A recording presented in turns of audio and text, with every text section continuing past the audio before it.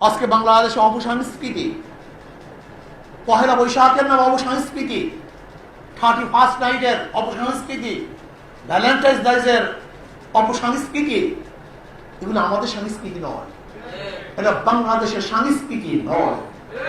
হঠাৎ করে কোথা থেকে পহেলা বৈশাখে পান্তা এবং ইলিশের সংস্কৃতি চালু হয়েছে, এটা আমাদের সংস্কৃতি নয়।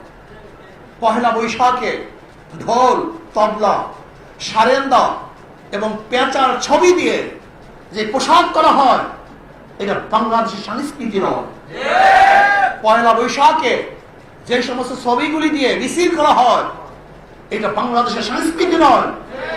এইটা কোন বর্ষের, কোন পাশের কান্ট্রি কিশোরের সংস্কৃতি, যেটা বাংলাদেশের 93% মুসলমান মানতে পারে না, এই বাংলাদেশের জনগণ মানতে পারে না।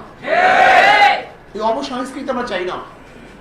এখানে চাই সুষ্ঠু সংস্কৃতি, যে সংস্কৃতির মাধ্যমে মানুষের চরিত্র গঠন হবে, যে সংস্কৃতির মাধ্যমে মানুষের আত্মার উন্নতি হবে, যে সংস্কৃতির মাধ্যমে আমাদের মধ্যে থাকবে না ডিভোর্স, থাকবে না মেয়েদের জুলুম, অত্যাচার, অবিচার, যেখানে থাকবে নির্যাতন।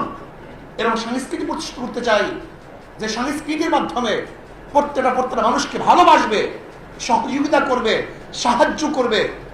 প্রত্যেকের দুঃখে আমরা দুঃখী হব, প্রত্যেকের সুখে আমরা সুখী হব। এরকম সংস্কৃতি প্রতিষ্ঠা করতে চাই।